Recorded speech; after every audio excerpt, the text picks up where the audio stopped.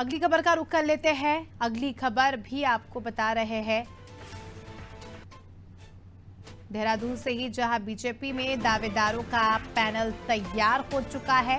जी हां, आपको बता दें कि दावेदारों के नाम का पैनल तैयार कर लिया गया है। चुनाव संचालन समिति ने यह पैनल तैयार किया है। उत्तराखंड की 5 सीटों के लिए पैनल तैयार हो चुके हैं और बीजेपी के पैनल में 55 नेताओं के नाम है। 5 सीट के लिए 55 नेताओं के नाम।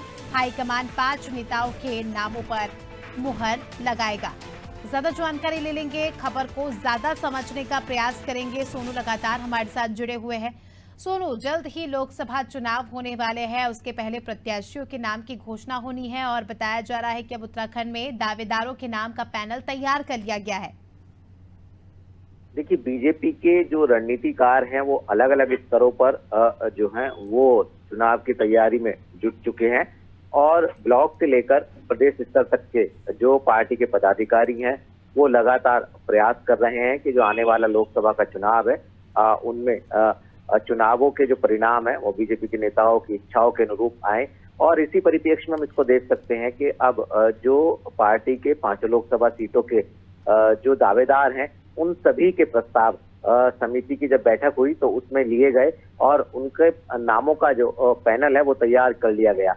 और शुरुआती दौर में क्योंकि समिति ने पहली बैठक की, मंथन किया और जो तमाम पार्टी के नेता हैं जो दावेदारी कर रहे हैं, दावेदारी कर अपने प्रत्याशी बनने की लगातार मांग कर रहे हैं, तो ऐसे में काफी नाम जो है अलग अलग लोकसभा क्षेत्रों से पार्टी के नेताओं के आए हैं और इनकी संख्या जो है वो 55 हो गई है। और पार्टी के जो प्रदेश स्तरीय नेता हैं उन्होंने सभी दावेदारों का नामों का पैनल तैयार कर लिया है।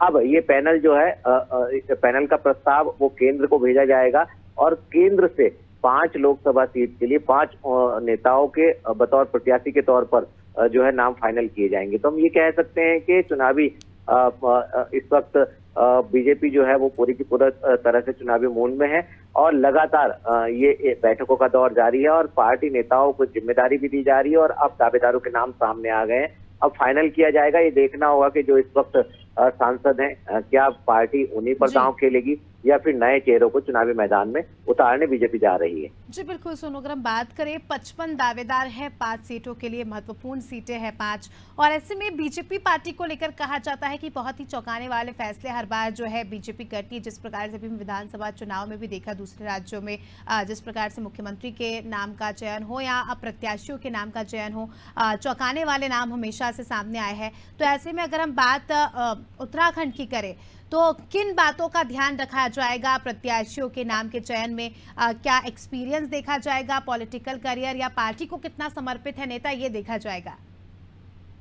देखिए, बिल्कुल आपने ठीक कहा क्योंकि पार्टी हाईकमान बीजेपी का अक्सर चौंकाने वाले फैसले लेता है और कहीं जब ऐसे फैसले लिए जाते हैं तो पार्टी के जो नेता हैं उनके पार्टी के प्रति समर्पण का भाव क्या है, किस तरह से संगठन को समय दे रहे हैं, पार्टी नेता की छवि कैसी है, ये तमाम ऐसे पहलू हैं जिसके आधार पर, जिसकी समीक्षा के बाद जो है प्रदेश स्तर के जो पदाधिकारी हैं उनसे मंथन के बाद पार्टी हाईकमान जो है वो फैसला लेता है।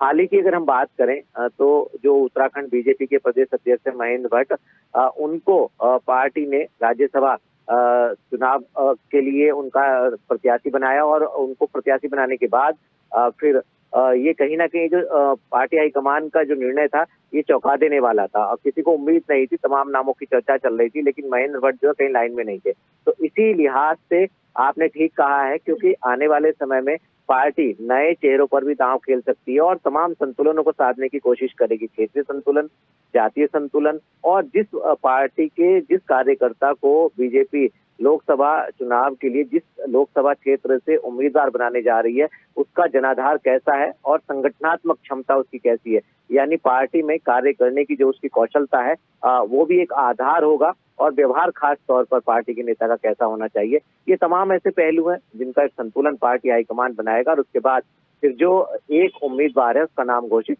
करेगा। बिल्कुल, अब देखने वाली बात होगी कि किन नामों पर जो है इस बार दाव लगाए जाते हैं, किस दावेदार को इस बार जो है मौका मिलता है। अब ये देखना दिलचस्प होगा। बने रहिए हमारे साथ, जल्दी आपका रुख करेंगे। तो दर्शकों को बता दें कि खबर आपको बताई देहरादून से, जहां आगामी लोकसभा चुनाव को लेकर जो है कई सारे नाम यहां पर सामने आए हैं। दावेदारों की सूची जो है सौंप दी गई है। पैनल अभी बन चुके हैं और अब आगामी समय में हमें पता चल जाएगा कि किस सीट से कौन प्रत्याशी होगा बीजेपी से।